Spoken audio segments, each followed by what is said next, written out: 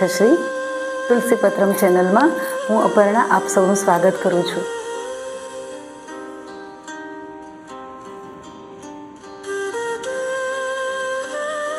ચૈત્ર માસ મધુમાસ. ચૈત્ર માસ નવમી તિથિ મધુમાસ પુનીતા, શુક્લ પક્ષ અભિજીત હરિપ્રીતા, ભય પ્રગટ કૃપાલા દીન દયાલા કૌશલ્યા હિતકારી એવા રામ એમનો જન્મ ચૈત્ર સુદ નવમી બપોરના 12 વાગે આપણા સૌના કલ્યાણ માટે, ફક્ત કૌશલ્યા નહીં પરંતુ જીવ પ્રાણી માત્રના કલ્યાણ માટે ભગવાન શ્રી રામે આ ધરાને ચૈત્ર સુદ નવમના દિવસે પસંદ કરી.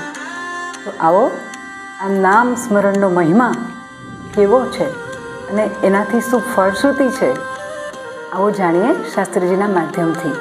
રામાયણ લ્યો તો એની અંદર તે કીધું છે, મહાદેવજી બોલે છે કે હરિ સર્વત્ર વ્યાપક સમાન, બધે છે અને એક સરખી શક્તિથી બિરાજમાન છે.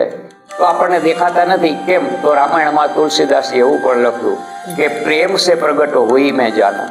જો તમારો પ્રેમ સાચો હોય, એનામાં સાચો વિશ્વાસ હોય તો એ તમારી સામે આવ્યા વગર ન રહે. રાવણના ત્રાસથી બધા ત્રાસી ગયા હતા.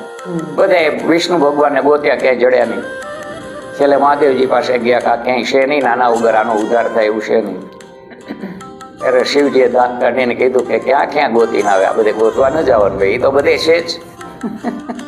અને પછી એને કીધું આ કે હરિ વ્યાપક સર્વત્ર સમાના, પ્રેમ તે પ્રગટ હોય મેં જાના. અને પછી આકાશવાણી થઈ કે તમારું દુઃખ દૂર કરવા હું દશરથને ત્યાં મારી અંશો સાથે જન્મ ધારણ કરીશ, તમારું દુઃખ દૂર થશે. તો નામ ભગવાનનું ચાલુ રાખો, આ મનમાં તમારું ચાલુ રાખો. નામ લ્યો એટલે તમારો ઉદ્ધાર નક્કી જ છે. વાલ્મીક ઋષિ મોટું ઉદાહરણ છે કે નારદજીએ કીધું તું રામ રામ કર, તો કે કેટલો સમય? તો કે હું તો અહીંથી વયો જાઉં છું, પણ ફરતો પાછો ગમે એટલા વર્ષે આવું ત્યાં સુધી તારે આ જગ્યા ખાવું પીવું હોય તો જઈ આવજે, પાછો આવીને અહીં બેસીને તારે રામ રામ કરવાનું. નારદજી 7 વર્ષે આવે એવું લખ્યું છે. અને એને યાદ આવ્યું બોલો બેઠો રામ રામ કરે છે કે નહીં? તો અહીંયા બેઠો જ તો નારદજીએ જઈને સાંભળ્યું કે શું બોલે, તો મરા બોલતા, રામ ના બદલે મરા. આ ખોટું જ બોલ્યા, ખોટું જ. છતાંય એવડી પદવી ઋષિની એને પ્રાપ્ત થઈ કે આગમનું જ્ઞાન થયું કે હવે શું થવાનું છે. રામ જન્મ પહેલા એને રામાયણ લખી નાખી હતી કે આવું જ થશે.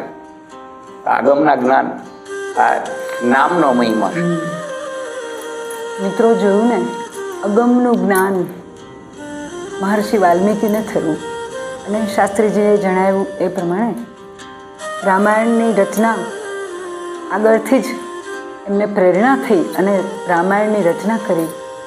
તો નામ સ્મરણનો મહિમા કેવો છે અને કેટલો છે, જેમાં કોઈ વિધિ વિધાનની જરૂરિયાત નથી અને છતાંય આપણો આલોક અને પરલોક બેશક સુધરે છે.